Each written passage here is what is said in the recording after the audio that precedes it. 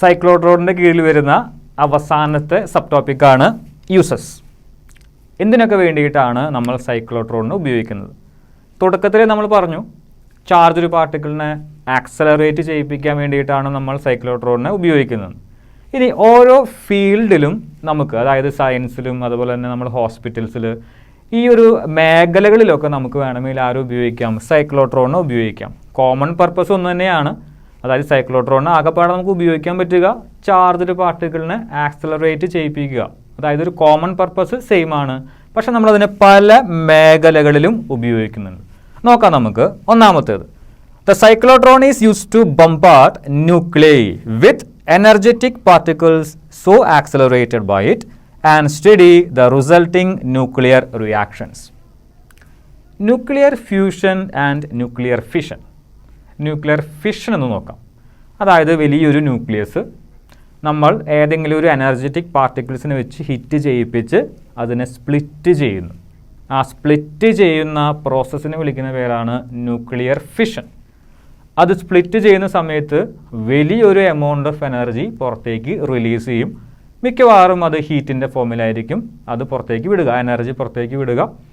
അങ്ങനെ നമുക്ക് വേണമെങ്കിൽ എനർജി ഉണ്ടാക്കിയെടുക്കാനായിട്ട് സാധിക്കും. ഈ ന്യൂക്ലിയർ പവർ പ്ലാന്റുകളിലൊക്കെ വൈദ്യുതി ഉൽപ്പാദിപ്പിക്കുന്നത് ഈ രീതിയിലാണ്. ആ പുറത്തേക്ക് വരുന്ന ഹീറ്റ് ഉപയോഗിച്ച് നമ്മൾ എന്ത് ചെയ്യുന്നു? വാട്ടറിനെ ബോയിൽ ചെയ്യിപ്പിക്കുന്നു, സ്റ്റീം ഉപയോഗിച്ച് ടർബൈൻ തിരിപ്പിക്കുന്നു. നമ്മുടെ സംസാര വിഷയം അതല്ല. എന്തിനു വേണ്ടിയിട്ടാണ് സൈക്ലോട്രോൺ അവിടെ ഉപയോഗിക്കുന്നത്? ഒന്ന് ആ പ്രോസസ്സ് ഒന്ന് റിവേഴ്സ് ചിന്തിച്ച് നോക്കുക. നമുക്ക് ഏറ്റവും ആദ്യം വേണ്ടത് എന്താണ്? എന്ത് പ്രോസസ്സാണ് ഏറ്റവും ആദ്യം ചെയ്യേണ്ടത്? ആ ഒരു ന്യൂക്ലിയസിനെ സ്പ്ലിറ്റ് ചെയ്യുക എന്നുള്ളതാണ്. ആ ന്യൂക്ലിയസ് സ്പ്ലിറ്റ് ചെയ്യണമെങ്കിൽ എന്ത് വേണം? ഹൈ എനർജിയുള്ള ഒരു പാർട്ടിക്കിളിനെ കൊണ്ട് നമ്മൾ ആ ന്യൂക്ലിയസിനെ ബൊംബാർഡ് ചെയ്യിപ്പിക്കണം. ആ ഹൈ എനർജറ്റിക് പാർട്ടിക്കിൾസ് നമുക്ക് എങ്ങനെ ഉണ്ടാക്കിയെടുക്കാം? സൈക്ലോട്രോൺ ഉപയോഗിച്ച് ഉണ്ടാക്കിയെടുക്കാം. നമുക്ക് ഓൾറെഡി അറിയാവുന്നതാണ്, സൈക്ലോട്രോണിൻ്റെ ഉള്ളിൽ നമ്മളൊരു ചാർജിനെ ഇട്ട് കൊടുത്തു കഴിഞ്ഞാൽ അതെന്ത് ചെയ്യും? ആക്സലറേറ്റ് ചെയ്യും. ചെറിയൊരു ആക്സലറേഷനൊന്നുമല്ല, ഓരോ പ്രാവശ്യവും റൊട്ടേറ്റ് ചെയ്യുമ്പോഴും അതിൻ്റെ വെലോസിറ്റി കൂടി വന്ന് വളരെയധികം ഹൈ കൈനറ്റിക് എനർജി ഉള്ള ഒരു പാർട്ടിക്കിളിനെയാണ് നമുക്ക് സൈക്ലോട്രോണിൻ്റെ പുറത്തേക്ക് ലഭിക്കുക. ആ പുറത്തേക്ക് വരുന്ന ആ ഒരു ചാർജ്ഡ് പാർട്ടിക്കിളിന് ഹൈ എനർജി ആയിരിക്കും ഉണ്ടാവുക. ആ പാർട്ടിക്കിളിനെ ഉപയോഗിച്ച് നമുക്ക് എന്ത് ചെയ്യാൻ സാധിക്കും? ഒരു ന്യൂക്ലിയസിനെ വേണമെങ്കിൽ ബൊംബാർഡ് ചെയ്യിപ്പിക്കാനായിട്ട് സാധിക്കും. അതിനുശേഷം ഉണ്ടാകുന്ന റിയാക്ഷൻസിനെ കുറിച്ച് നമുക്ക് പഠിക്കാനും സാധിക്കും. അതാണ് ഏറ്റവും ആദ്യത്തെ point. Cyclotron is used to bombard nuclei with energetic particles so accelerated by it and study the resulting nuclear reactions. Cyclotron ഉപയോഗിച്ച് വളരെയധികം എനർജറ്റിക് പാർട്ടിക്കിൾസിനെ നമുക്ക് ക്രിയേറ്റ് ചെയ്യാൻ സാധിക്കും. ആ എനർജറ്റിക് പാർട്ടിക്കിൾസിനെ ഉപയോഗിച്ച് ഒരു ന്യൂക്ലിയസിനെ ബൊംബാർഡ് ചെയ്യിപ്പിക്കാനായിട്ടും സാധിക്കും. അതിനുശേഷം ഉണ്ടാകുന്ന ന്യൂക്ലിയർ റിയാക്ഷൻസിനെ കുറിച്ച് നമുക്ക് പഠിക്കാനും സാധിക്കും. ഇതാണ് ആദ്യത്തെ യൂസ്. രണ്ടാമത്തേത്, it is use to implant ions in to solids and modify their properties even synthesis of new materials. എൻ്റെ കയ്യിലൊരു സോളിഡ് മെറ്റീരിയലാണെന്ന് വിചാരിക്കും. ഇപ്പോൾ എൻ്റെ കയ്യിൽ ഒരു മാർക്കർ പെൻ ഉണ്ട്. ഈ മാർക്കർ പെൻ ഒരു സോളിഡ് മെറ്റീരിയലാണ്. ഇതിലേക്ക് ഞാൻ കുറച്ച് അയോൺസിനെ കൊടുത്തു കഴിഞ്ഞാൽ, ചാർജുള്ള ആറ്റങ്ങൾ അതല്ലെങ്കിൽ ചാർജുള്ള ഏതെങ്കിലും പാർട്ടിക്കിൾസിന് കൊടുത്തു കഴിഞ്ഞാൽ ഒരു പക്ഷേ ഈ ഒരു പാർട്ടിക്കിളിൻ്റെ, ഈ ഒരു മെറ്റീരിയലിൻ്റെ സ്വഭാവമേ മാറിയേക്കാം. അല്ലെങ്കിൽ ഈ മെറ്റീരിയൽ അങ്ങനെ തന്നെ മാറിയേക്കാം. ഇതിൻ്റെ ഉള്ളിലേക്ക് നമ്മൾ പുറമേ നിന്ന്, ഈ ഒരു മെറ്റീരിയലിന് അതിൻ്റേതായ സ്വഭാവങ്ങളുണ്ട്. നമ്മൾ ഈ ഒരു മെറ്റീരിയലിലേക്ക് നമ്മൾ ആ സൈക്ലോട്രോൺ ഉപയോഗിച്ച് ചാർജുള്ള ആറ്റങ്ങളെ അല്ലെങ്കിൽ അയോൺസിനെ, അതും അല്ലെങ്കിൽ ചാർജ്ഡ് പാർട്ടിക്കിൾസിനെ ഇൻജക്റ്റ് ചെയ്ത് കഴിഞ്ഞാൽ, ഇംപ്ലാന്റ് ചെയ്ത് കഴിഞ്ഞാൽ ഒരു പക്ഷേ നമ്മുടെ കയ്യിലുണ്ടായിരുന്ന ഈ മെറ്റീരിയലിൻ്റെ സ്വഭാവം, ക്യാരക്ടർ വേണമെങ്കിൽ മാറാം, ക്യാരക്ടർ വേണമെങ്കിൽ മോഡിഫൈ ചെയ്യാം. അല്ലെങ്കിൽ ഈ നമ്മുടെ കയ്യിലുണ്ടായിരുന്ന ഈ ഒരു ഒബ്ജക്റ്റ് അങ്ങനെ തന്നെ മാറി, ഈ ഒരു മെറ്റീരിയൽ അങ്ങനെ തന്നെ മാറി മറ്റൊരു ടൈപ്പ് മെറ്റീരിയലായിട്ട് ചേഞ്ച് ചെയ്യാം. അതാണ് നമ്മുടെ രണ്ടാമത്തെ പോയിന്റ്.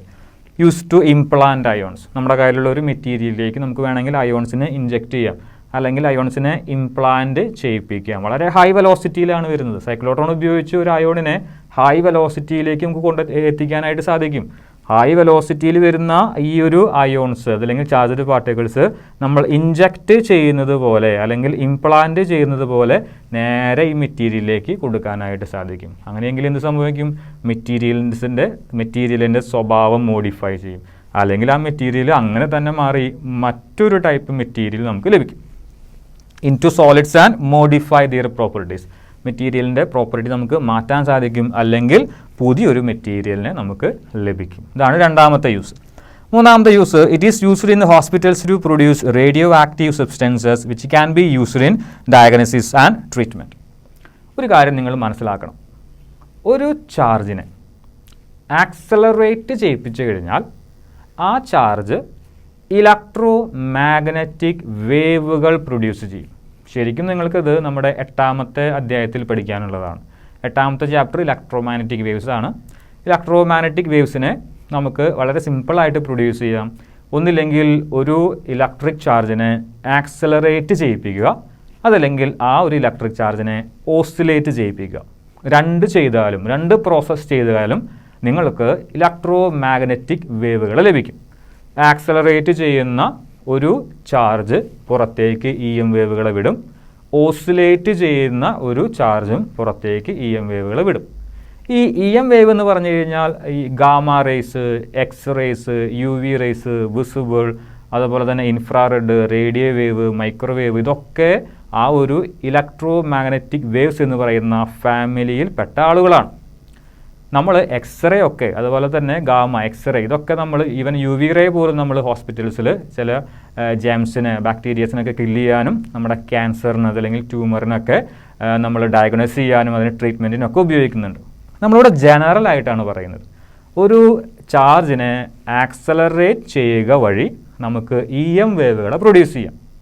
ചില EM വേവുകൾ നമ്മൾ ഡയഗ്നോസിസിന് വേണ്ടി ഉപയോഗിക്കുന്നു. ഇപ്പോൾ നമ്മുടെ കൈകളിലൊക്കെ അല്ലെങ്കിൽ കാലുകളിലോ എല്ലുള്ള ഭാഗങ്ങളിൽ എന്തെങ്കിലും ഫ്രാക്ചർ വന്നു കഴിഞ്ഞാൽ എക്സ്റേ ഉപയോഗിക്കാറുണ്ട് നമ്മൾ ഒന്ന് ഡയഗ്നോസ് ചെയ്യാനായിട്ട്. അതല്ലെങ്കിൽ UV റേ, അതല്ലെങ്കിൽ മറ്റുള്ള ഇൻഫ്രാറെഡ് ഒക്കെ ചില ട്രീറ്റ്മെൻറ്റുകൾക്ക് വേണ്ടിയിട്ട് ഉപയോഗിക്കാറുണ്ട്. ഓക്കെ, അപ്പോൾ ഇതൊക്കെ ഏത് ഫാമിലിയിൽപ്പെട്ട ആളുകളാണ്? ഇലക്ട്രോ മാഗ്നറ്റിക് വേവ്സ് അല്ലെങ്കിൽ ഇലക്ട്രോ മാഗ്നറ്റിക് സ്പെക്ട്രം എന്ന് പറയുന്ന ഫാമിലിയിൽപ്പെട്ട ആളുകളാണ്. ഇലക്ട്രോ മാഗ്നറ്റിക് വേവുകളെ നമുക്ക് വേണമെങ്കിൽ ഒരു ചാർജിനെ ആക്സലറേറ്റ് ചെയ്യിപ്പിച്ചുകൊണ്ട് ഉണ്ടാക്കിയെടുക്കാനായിട്ട് സാധിക്കും. ചാർജുകളെ ആക്സലറേറ്റ് ചെയ്യിപ്പിക്കുന്നു, ഇലക്ട്രോ മാഗ്നറ്റിക് വേവുകളെ നമ്മൾ ഉണ്ടാക്കിയെടുക്കുന്നു. അതിൽ ചില ഇലക്ട്രോ മാഗ്നറ്റിക് വേവുകൾ ഉപയോഗിച്ച് നമുക്ക് ഹോസ്പിറ്റലുകളിൽ നമ്മുടെ ചില രോഗങ്ങൾ ഡയഗ്നോസ് ചെയ്യാനും ചില രോഗങ്ങൾ ട്രീറ്റ് ചെയ്യാനായിട്ട് സാധിക്കും. ഓക്കെ, ഡയഗ്നോസിസ് എന്നൊക്കെ പറഞ്ഞു കഴിഞ്ഞാൽ എക്സ്റേ ഒക്കെ നമുക്ക് ഡയഗ്നോസിസിന് വേണ്ടിയിട്ട് നമ്മൾ ഉപയോഗിക്കുന്നതാണ്. നമ്മുടെ എല്ലുകളിൽ ഉണ്ടാകുന്ന ഫ്രാക്ചറുകളിലും കിഡ്നി സ്റ്റോണൊക്കെ ഡയഗ്നോസ് ചെയ്യാനായിട്ട് നമുക്ക് വേണമെങ്കിൽ എക്സ്റേ ഉപയോഗിക്കാം. അതുപോലെ തന്നെ ഇൻഫ്രാറെഡ് ഹീറ്റ് വേവ്സ് ആണ്. അതുപോലെ തന്നെ ചില സ്ഥലങ്ങളിൽ UV റേസ് സ്റ്റെറിലൈസേഷന് വേണ്ടിയിട്ടും അതുപോലെ നമ്മുടെ ബോഡി ഒന്ന് ചൂടാക്കാൻ വേണ്ടിയിട്ടൊക്കെ ഇൻഫ്രാറെഡൊക്കെ നമ്മൾ ഉപയോഗിക്കാറുണ്ട്. അപ്പോൾ ജസ്റ്റ് ഒന്ന് ജനറലായിട്ടാണ് അവർ പറഞ്ഞിരിക്കുന്നത്. നമ്മുടെ സൈക്ലോട്രോൺ ഉപയോഗിച്ച് ഹോസ്പിറ്റലുകളിൽ റേഡിയോ ആക്റ്റീവ് സബ്സ്റ്റൻസസ് ഒക്കെ നമുക്ക് വേണമെങ്കിൽ ഉണ്ടാക്കിയെടുക്കാൻ പറ്റും. അതുപോലെ തന്നെ നമുക്ക് വേണമെങ്കിൽ ചില അസുഖങ്ങൾ ഡയഗ്നോസ് ചെയ്യാം, ചില അസുഖങ്ങൾക്ക് ട്രീറ്റ്മെൻറ്റിന് വേണ്ടിയിട്ടും അത്തരത്തിലുള്ള റേഡിയോ ആക്റ്റീവ് സബ്സ്റ്റൻസുകൾ, അതിൽ നിന്ന് പുറത്തേക്ക് വരുന്ന റേഡിയേഷൻസ് നമുക്ക് ഉപയോഗിക്കാനായിട്ട് പറ്റും. ഒരുപക്ഷെ നിങ്ങൾ കേട്ടിട്ടുണ്ടായിരിക്കും ക്യാൻസറിനൊക്കെ നമുക്ക് റേഡിയോ തെറാപ്പി ചെയ്യണം, അതല്ലെങ്കിൽ റേഡിയേഷൻ ചെയ്യണം എന്നൊക്കെ നമ്മൾ ഒരുപക്ഷെ കേട്ടിട്ടുണ്ടായിരിക്കും. ഓക്കെ, അപ്പോൾ അത്തരത്തിലുള്ള റേഡിയേഷൻസ് അതല്ലെങ്കിൽ ഇലക്ട്രോമാഗ്നറ്റിക് വേവ്സ് ഒക്കെ നമുക്ക് ഉണ്ടാക്കിയെടുക്കാനായിട്ട് ആരെ കൊണ്ട് സാധിക്കും? സൈക്ലോട്രോണിനെ കൊണ്ട് സാധിക്കും. അപ്പോൾ ഇത്രയുമാണ് നമുക്ക് യൂസസിൻ്റെ കീഴിൽ പറയാനായിട്ടുള്ളത്.